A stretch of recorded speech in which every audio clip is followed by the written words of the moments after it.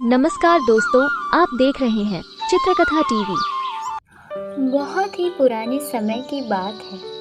यशोमती और गिरिधर के घर में बड़े ही जतन से एक पुत्र का जन्म हुआ, जिससे यशोमती और गिरिधर बहुत प्रसन्न हुए। उन्होंने अपने पुत्र का नाम रखा कुंडलिक। वे दोनों बड़े ही धार्मिक थे।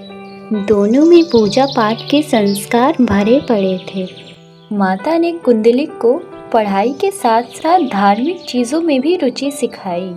एक दिन माता ने कुंडलिक को भगवान जगन्नाथ जी के बारे में बताया कि भगवान जगन्नाथ जी की रथ यात्रा क्यों निकाली जाती है। धीरे धीरे कुंडलिक की यह रुचि बढ़ती चली गई और कुंडलिक बड़ा होने लगा।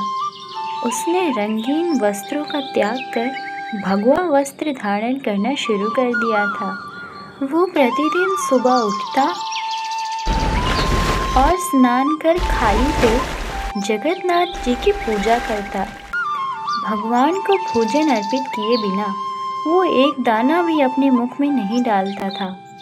भगवान जगन्नाथ जी भी कुंडलिक से बहुत प्रेम करते थे।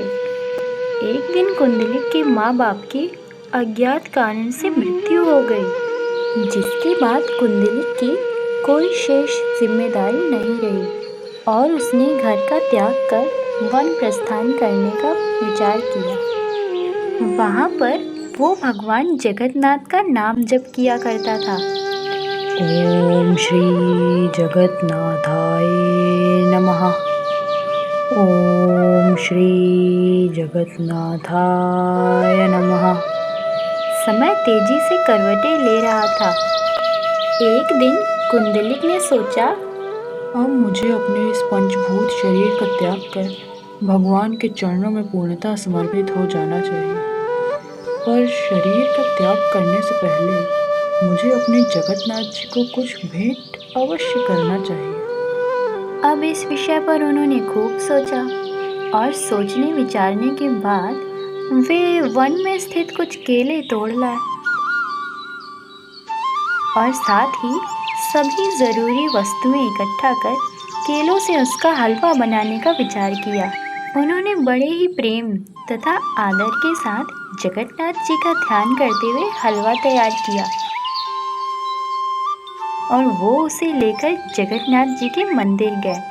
पर मंदिर के अंदर प्रवेश करने से पूर्व ही बड़े पुजारी ने कुंडलिक को रोक दिया और कहा कि बाबा, अपने साथ यह भोजन आप अंदर नहीं ले जा सकते। कुंडलिक ने कहा, मैंने यह भोजन मेरे नाथ के चरणों में अर्पित करने के लिए बनाया है, इसीलिए कृपया कर मुझे इसे अंदर ले जाने दीजिए। पर बड़े पुजारी ने उनकी एक ना सुनी और कहा, मंदिर के बाहर बना हुआ भोजन हम हमारे जगन्नाथ जी को अर्पित नहीं कर सकते। यह हमारे नियमों के खिलाफ है, इसीलिए आप इसे अभी इसी वक्त बाहर छोड़ दीजिए। जिससे कुंडलिक बहुत निराश हुए, क्योंकि उन्होंने यह भोजन अंतिम बार श्री जगन्नाथ जी को खिलाने के लिए तैयार किया था। दुखी हृदय से वो मंदिर के बाहर एक कोने में जाके बैठ गए। ओम श्री जगन्नाथाय नमः। ओम श्री जगन्नाथाय नमः। थोड़ी देर बाद जब मंदिर का पर्दा हटाया गया, तब बड़े पुजारी ने पाया कि जगन्नाथ जी अपने स्थान पर नहीं हैं। जबकि सुबह तो वे तैयार कर वस्त्र पहनाया गया था, तब तो वे गर्भगृह में ही थे, पर अब वे अपने स्थान से गायब हो चुके थे।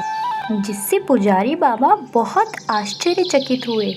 रथ यात्रा का समय हो चुका था, सभी भक्तगणों की भीड़ लगी हुई थी। अब पुजारी बाबा और भी ज़्यादा घबरा गए कि वो सभी भक्तगणों को क्या जवाब देंगे। जगन्नाथ जी की मूर्ति भला कौन चुरा सकता है। मूर्ति की बहुत खोज की गई, परंतु वह कहीं नहीं मिले। अब यात्रा को विलम्ब होने लगा था, जिससे लोगों की भीड़ बेचैन होने लगी थी। तभी अचानक बड़े पुजारी जी वहीं मूर्छित होकर गिर पड़े।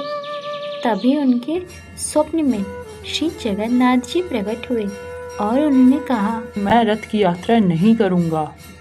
पुजारी जी ने कहा, नाथ, आप ऐसा क्यों कर रहे हैं?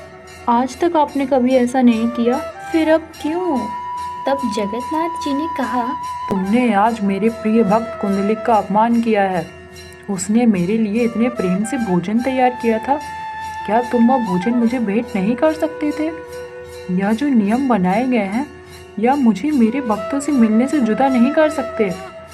वह मेरा सच्चा भक्त है, कोई नियम मेरे भक्तों को मुझसे मिलने से बांध नहीं सकता। इसीलिए जब तुम मेरे प्रिय भक्त का भोजन मुझे प्रसाद में अर्पित नहीं करोगे, तब तक मैं रथ की यात्रा नहीं करूँगा। इतना कहकर जगन्नाथ जी अंतर्धान हो गए। पुजारी जी को तुरंत होश आ गया और उन्होंने कुंडलिक को खोजकर उनसे क्षमा मांगने का सोचा।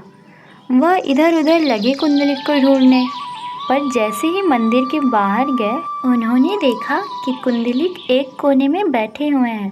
तब वे तुरंत उनके पास गए और कहा, मुझे क्षमा कर दीजिए, मुझसे बहुत बड़ी भूल हो गई जो मैंने आपका प्रसाद ठुकराया।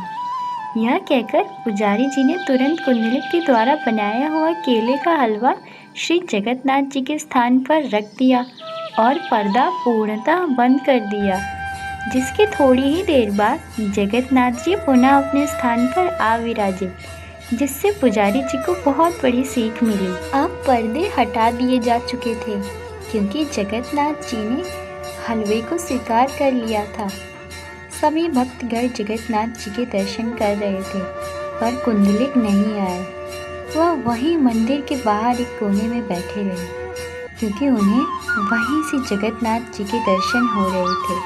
जगन्नाथ जी उनके सामने बैठे बैठे हलवे का प्रसाद बड़े चाव से खा रहे थे।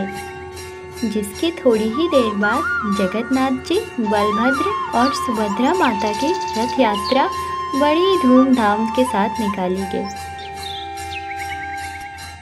जिसके बाद कुंडलिक ने अपने प्राण समर्पित कर दिए। इस कहानी से हमें यह सीख मिलती है कि हम भगवान के लिए जो भी अपने हृदय से बनाएं, भगवान उसे ज़रूर स्वीकार करते हैं। भले ही वो चीज़ मामूली हो, पर मन से बनाई हुई चीज़ को भगवान ज़रूर स्वीकार करते हैं, क्योंकि भगवान को कोई सोने की इमारत नहीं चाहिए, उन्हें तो भक्तों का प्यार चाहिए। इस कहानी ने आपका मन मोह लिया है तो चित्रकथा टीवी को ज़रूर सब्सक्राइब करिए। बोलिए जय श्री जगन्नाथ। मिलेंगे आपसे फिर से एक नई कहानी में। तब तक के लिए अपना बहुत ख्याल रखें। नमस्कार दोस्तों, आप देख रहे हैं चित्रकथा टीवी।